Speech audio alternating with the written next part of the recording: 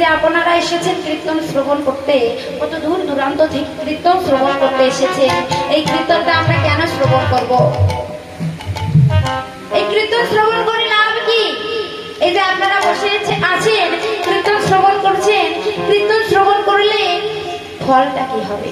আমি যে গাইছি আমার ফলটা কি হবে? একদিন এক ভক্ত চৈতন্য মহাপ্রভুকে জিজ্ঞাসা করলেন, দয়াময়, তুমি তো সদা সর্বক্ষণ এই নদীর মাঝে গিয়ে, নদীর দ্বারে দ্বারে গিয়ে বলতে, ভক্তগণ যদি পারো হরি নাম করো। তো দয়াময়, সদা সর্বক্ষণ তুমি বলতে হরি নাম করো, কৃষ্ণ নাম করো, এই হরি নাম করে ফলটা প্রভু, এই হরি নাম করে আমাদের লাভটা কি হবে? চৈতন্য মহাপ্রভু সেদিন সেই ভক্তকে এক শ্লোক বলেছিলেন। কি বললেন? চেত দর্পণ মার্জন ভব মহাদেবাগ্নি নির্বাপন শ্রীয় কৌরব চন্দ্রিকা বিতারণ বিদ্যা বধূ জীবনম আনন্দ প্রতিবাদন প্রতিপাদ পূর্ণ মৃদম স্বাধনম সর্ব আত্মা স্নাপম পরম বিজয়ান্তে শ্রীকৃষ্ণ সংকীর্তনম। তাহলে কি বললেন? এই শ্লোকটি কে বলে গেলেন? যেমন তেমন মানুষ নন, আমাদের কলির ভগবান শ্রীমান চৈতন্য মহাপ্রভু বলে গেছেন। এই শ্লোকটি আপনারা বুঝুন না বুঝুন, শুনলেও কৃপা হবে। বললেন চেত দর্পণ মার্জন। তাহলে চেত অর্থাৎ কি? চেত মানে আমাদের এই হৃদয় চিত্ত মন। দর্পণ মানে কি? আয়না, যাতে আমরা মুখ দেখি। দেখুন, দর্পণ মানে আয়না, আর মার্জন মানে পরিষ্কার হওয়া। আমাদের ঘরে যেমন একটি আয়না আছে, আমাদের হৃদয়েও একটি আয়না আছে। যে আয়নাতে, ঘরের আয়নাতে আমরা মুখ দেখতে পাই, কিন্তু আমাদের হৃদয় আয়নাতে ভগবানকে দেখা যায়। কিন্তু কেউ কি বলতে পারবেন বাবা যে আমি ভগবানকে দেখেছি? এই যে আমি যে গাইছি, আমি বলতে পারবো আমি ভগবানকে দেখেছি? দেখো, ওই যে ঘরের আয়নাতে যদি কিছুটা কাদা এনে ওই আয়নাতে লেপে দেওয়া যায়, সেই আয়নাতে কি আরো মুখ দেখা যায় গো? যায় না। তদরূপই আমাদের এই হৃদয় আয়নাতে মায়ার কাদা, অহংকারের কাদা, আকাঙ্ক্ষার কাদা লেপন করা আছে। তাই আমরা তাকে দেখতে পাচ্ছি না। কিন্তু ভগবান বললেন, কোন জীব যদি এই কৃষ্ণ নামের আসরে এসে, হরি নামের আসরে এসে কৃষ্ণ নাম করতে করতে কৃপা হলে তবেই তার নয়ন পথে জল আসে বাবা।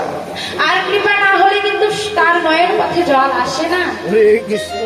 কোন জীব যদি নয়ন বাড়ি একবার বিসর্জন করতে পারে, তাহলে সেই মনের আয়নাটি পরিষ্কার হয়ে ভগবানকে দর্শন করতে পারে।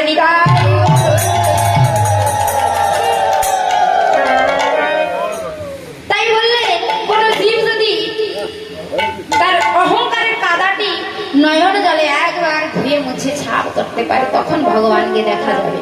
দেখুন, আপনাদের কাছে একটা প্রশ্ন করি মা, এই যে আমাদের দাঁত পরিষ্কার করবার জন্য বৈজ্ঞানিকেরা কিন্তু দাঁতের মাজন বের করেছে, তাই না? আর চুল পরিষ্কার করবার জন্য নানান ধরনের শ্যাম্পু, আর স্কিন পরিষ্কার করবার জন্য নানান ধরনের সোপ, সাবান, বডি ওয়াশ, আর কাপড় পরিষ্কার করবার জন্য ডিটারজেন্ট। কিন্তু আপনারা বলতে পারবেন গো, এই যে এত এত দেশ আছে, এত এত মহাদেশ আছে, কোন দেশে বৈজ্ঞানিকেরা কি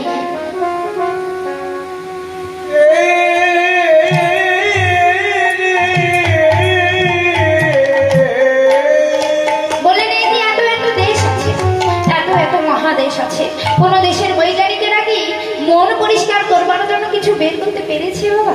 কিছু বের করতে পারেনি। ভগবান কোথায় মিলে গো? কোথায় মিলে? যার এই জায়গাটা পরিষ্কার হয়, যার এই জায়গাটা পরিষ্কার হয়, আপনি এসে হরে কৃষ্ণ বলছেন, ভগবানকে ডাকছেন, কিন্তু আপনার মনে অহংকার আছে, তবে কি ভগবানকে পাবে? পাবে না। আমরাও ভগবানকে ডাকি, কিন্তু ভগবানকে সারাদিন সেবা দিয়ে আর বলি, দয়াময় আমাকে সুখে রেখো, আমার সংসার সুখে রেখো, আমার সন্তানকে সুখে রেখো। কিন্তু তার মাঝে একবারও কি বলি, দয়াময় তুমি সুখে আছো কিনা? আমরা একবারও বলি না। তাই তো ভগবান বললেন আমার পরিহত জীব এখনো মায়ার ঘরে ঘুমিয়ে আছে। তাই তিনি ডাকতে লাগলেন কি দিয়ে, ওরে সিংহাবেনু